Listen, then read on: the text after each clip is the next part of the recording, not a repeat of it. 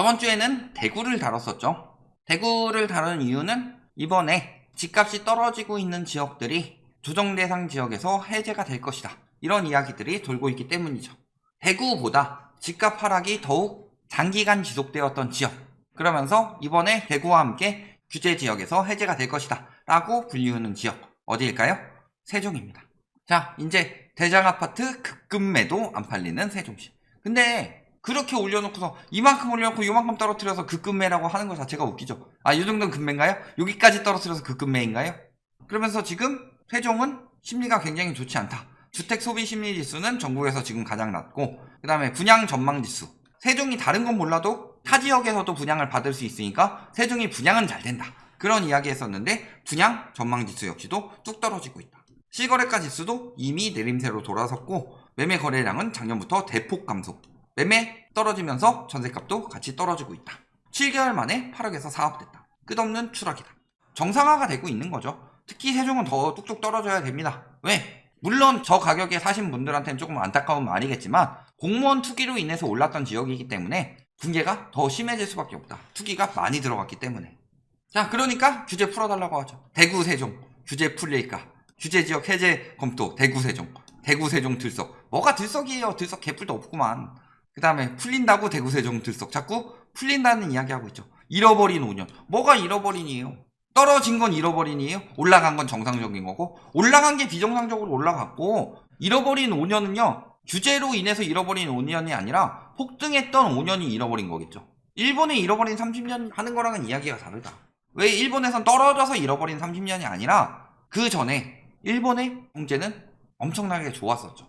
우리나라는 별로 일본에 도움이 되고 싶진 않았겠지만 일본의 성장 동력이 됐던 가장 큰 원인은 우리나라의 6.25 전쟁이었고, 그 이후 일본이 성장하면서 굉장히 고도 성장을 했었죠. 고도 성장을 하다가 플라자 합의가 터졌습니다. 근데 플라자 합의 이후에도 일본은 계속해서 성장할 수 있는 여력이 있었다. 근데 그 여력을 어디다 팔아먹었죠? 플라자 합의는요 비정상적인 환율, 그래서 일본이 그 혜택을 많이 보고 있기에 그 환율을 정상적으로 돌린 게 플라자 합의인 거고, 그때부터는 이제 정상적으로 경쟁을 해야 되는데 그 전에 벌어놓은 돈의 가치가 확 올라가게 되니까 엔화 가치 상승으로 그걸 가지고 투기에 빠져들면서 그때가 엄청난 호황을 맞았었죠, 당시에는. 그러니까 버블 경제, 뭐 애니메이션 같은 거나 뭐 보면요 버블 경제 때를 엄청나게 그리워합니다. 왜냐면 졸부가 됐었죠. 그때 가지고 있던 자산이 갑자기 폭등을 했어요. 내가 폭등할 만큼 그렇게 계획해서 내가 열심히 일해서 번 게 아닌데. 경제도 똑같아요. 일본 경제가 그렇게 해서 졸부가 됐어요. 졸부가 돼서 여기저기 다 사재 끼고, 주식 사재 끼고, 부동산 사재 끼고, 근데 그걸 잘 버티질 못했죠. 붕괴가 되니까 그때의 향수만 빠져있죠. 사실은 그 전에 성장하던 그 시기를 생각해서 극복하고 성장을 해야 되는데 그때의 향수에만 빠져있고, 그러니까 경제가 안 살아나죠. 그렇다고 해서 서민들한테 돌아가나요?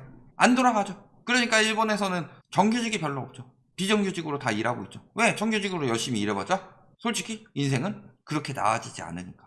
그러면서 그 침체된 게 잃어버린이지 집값이 떨어져서 잃어버린이 아니다. 그리고요 보면요 폭락 진실은 4억 오르고 1억 떨어진 수준이다. 아직 한참 더 떨어져야 한다. 해제 목소리 나오고 있는데 해제는 개뿔. 아직 정상화 되려면 멀었다. 규제 해제를 위한 요건을 충족하지 못하고 있는 게 사실이다. 그리고 규제가 완화될 경우 투기꾼들이 또 몰려서 부동산 가격이 급등하는 부작용을 부를 가능성이 높다. 과거에 제대로 집값 잡히기도 전에 전국적으로 좀 상승하는 분위기였는데 여기는 조금 침체됐다 하고 풀어줬던 게 부산, 일산, 남양주였죠. 이렇게 써놓고 보니까 마음에 안 들어서 부산, 일산, 남양주였다. 이게 어떻게 됐어요? 풀어주고 나서. 저기만 국지적으로 심리가 잡혔다고 해서 풀어주게 되면은 거기로 수요가 몰릴 수밖에 없다. 그러니까 풀어주면 안 되는 상황이죠, 지금은. 보세요. 집값 하락세인데 무순위 청약에 1만 명 몰려. 이런 것들은 비웃어 줘야 되죠. 무순위 청약은 몇 명이 몰리든 이거는 지표가 아니다. 무순위 청약은 도구나 카우나 넣을 수 있는 거다. 때려쳐라. 이걸 가지고 지금 엄청나게 심리가 살아나고 있는 척 하지 마라. 무순위 청약은요 당첨권을 누군가가 비싸게 사주진 않을까, 그 마음으로 넣는 건데 그거 없으면 포기해요. 그냥 크게 비웃어 주시면 됩니다. 그리고 지금 최근에 터졌죠. 견본주택가 왜 이렇게 달라. 신축 아파트 입주민 사기 분양 무단으로 시공하는 과정에서 계약을 변경했다. 그래서 뭐 태양광 같은 경우 뭐 지붕에 놓기로 했는데 이거를 건물 뒤쪽으로 뺀다든가, 보면은 뭐 타일 같은 경우도 지금 보면은 뭐 단가 저렴한 걸로 바꾸고 계획한 거랑 다르게 됐죠. 근데 잘 생각해 보세요. 왜 이 사기 분양이라고 이야기를 하면서 사람들이 나섰을까? 과거에요. 저렇게 생각과 다른 집으로 부실 시공에 대한 이야기는 많았지만 그것에 대해서 사기 분양으로 저렇게까지 이야기를 한다. 왜 저런 이야기들이 나올까요? 과거에는 왜 저 정도까지 안 했을까? 이 부분을 잘 생각해 보시면은 지금 추세가 어떻게 바뀌고 있는지가 나옵니다. 과거에는요, 좀 다르더라도 쉬쉬했습니다. 왜 쉬쉬했어요? 집값이 올라가는 분위기였고, 그럼 집값이 올라가는데 우리 집이 이렇게 하자가 많다라는 것들이 이야기가 나오게 되면은 집값이 떨어지죠. 그러니까 건설사도 대충 짓는 거예요. 대충 지어도 항의가 없거든. 왜? 건설사한테 그거 항의 들어가서 권리를 찾아야 되는데 집값 떨어진다고 쉬쉬하고 있으니까 건설사 입장에서 논한 거죠. 싸게 짓고 대충 지어도 아직도 층간소음이 판을 칠까요? 그럼에도 불구하고 이의를 별로 제기하지 않더라. 집값 떨어질까 봐. 그게 어떤 시기에 나오는 현상이에요? 집값이 계속 올라가고 있던 시기. 그런데요, 저런 것들이 이제 나오기 시작한다는 거는 붕괴되고 있는 시기에 나오는 거예요. 가뜩이나 집값이 떨어지는 분위기라고 승질나 죽겠는데 개판으로 지어놨어. 근데 집값이 올라갈 때는요, 와가지고 확인도 안 하고 사요. 멀리서 전화로 사요. 거기 올라가니까. 아, 집 확인하셔야 되지 않겠어요? 아유, 안 내려가 봐도 된다. 어차피 집값은 계속 오른다. 그런데요, 집값이 떨어지는 시기에는요, 뭐 하라고 하죠? 언론에서도 똘똘한 채 이야기를 하죠. 제대로 된 집을 사야 된다. 그래야지 그나마 그게 황금성이 있죠.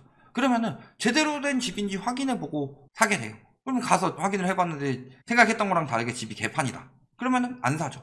황금성도 떨어지죠. 그러면 건설사가 대충 지었고 나는 오르는 시기라고 생각해서 샀는데 건설사가 대충 지어서 팔리지도 않고 집값은 계속 떨어지는 분위기라서 불안하고, 그래서 그냥 받으면 빨리 팔는지 아니면 실거주로 산 사람들은 살아야 되는데 하자가 너무 크고, 그러니까 사기 분양이다. 여론들이 나오는 거다. 왜 나오겠어요? 집값이 올라가는 시기에는 저런 거 다 쉬쉬한다. 그런데 이게 나오고 있는 거죠. 자, 그러면 들썩이고 있느냐? 들썩은 개뿔이죠. 끝없는 집값 추락이라고 하죠. 올해 들어서 하락하지 않는 주가 없다. 전세 역시도 마찬가지예요. 세종은 전세가가 많이 올라갈 수가 없어요. 인구가 많이 유입은 됐는데 버틸 만큼 입주가 엄청 많았기 때문에. 그런데 계속 올라갔던 게 문제였죠. 공무원들한테 집 팔고. 그러니까 세종에서 승부 본 게 뭐였어요? 과잉 공급이니까 대전보다 저렴한 전세 가격. 신축인데 대전보다 저렴하다. 아직 상권은 안 들어왔지만 여기 들어오면은 상권이 어마무시해질 거다. 특히 신축으로 예쁘게. 그리고 여기 공무원 청사도 들어오고 굉장히 일자리도 늘어나면서 좋을 거다. 이런 식으로 이야기를 하면서 과잉 공급이 됐던 거죠. 그 심리만 사라지면서 이제 돌아가고 있는 거다. 자, 전세가율 매우 낮습니다. 지금 여기 엄청난 갭이 나왔고 이렇게 하는 건데 여기서 이렇게 올라갔던 것 자체도 문제죠. 전세가는 올라가는데 매매가가 안 따라주니까 생겨난 현상이죠. 근데 실질적으로 여기서 통계가 바뀌었다고 하지만 이쪽이 더 맞는 상황이다. 사실은 세종에 있는 집값보다 전세가 비율이 굉장히 낮아요. 그리고 매매 수급 동향 슬슬 살아나고 있어요. 윤석열 대통령이 풀어주지 않을까. 근데도 떨어지는 건 막을 수가 없죠. 거래량이 늘어나느냐, 수급 동향 살아났던 거래량은 아직도 개판이다. 외지인, 아파트, 거래량 다 개판이다. 거래 현황 볼까요? 11억 넘어가던 이 단지가 지금은 7억대에 거래되고 있습니다. 요건 물론 직거래죠. 그러면서 호가는 직거래 아니더라도 그 전 가격보다 호가는 많이 낮아진 상황이죠. 3월에 비해서 6월에 호가가 벌써 7천이나 떨어졌다. 최저 호가가. 다른 단지 볼까요? 자, 6억 찍었는데 지금 4억 5천이죠. 이건 직거래도 아니죠. 호가도 5억에서 4억 5천까지 떨어졌다. 심리가 올라가고 있긴 개뿔 올라가고 있냐. 도대체 저 심리는 어떻게 파악하고 있는 거냐. 부동산들이 무조건 잘 된다고 하니까 그렇겠지. 전세 가격 역시 떨어지고 있죠. 보세요. 전세 가격이 이런데 무슨 60%대예요. 갭이 너무 커요. 투기가 들어가기엔 용이하지 않다.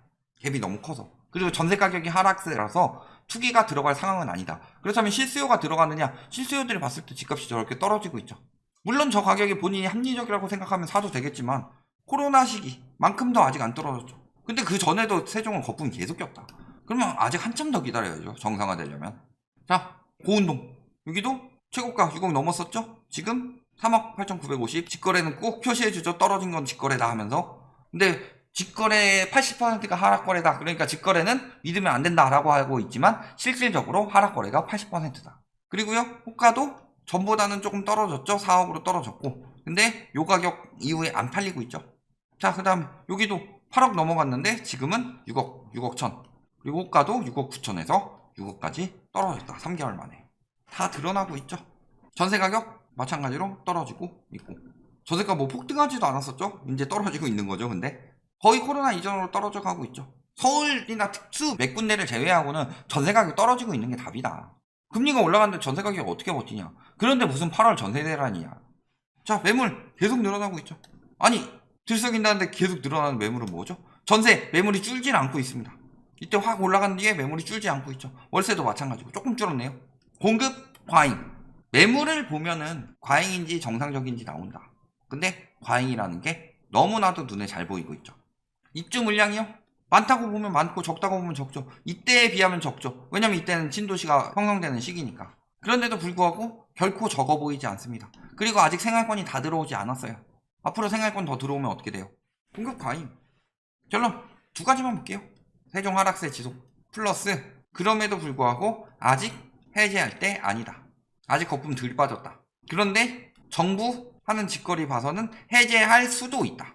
그러면은 일시적으로 해제했구나 하고서 아직 심리 꺾이지 않고 정신 나간 인간들이 또 들어올 수도 있다. 그렇다면은 그게 오래 갈 수 있느냐? 오래는 갈 수가 없다. 그러니까 실수요들은 규제 지역이 해제되고 일시적으로 투기 수요가 들어와서 다시 가격이 오르는 추세가 잠깐은 나오더라도 결코 흔들리지 말아야 한다. 여기까지 말씀드리겠습니다.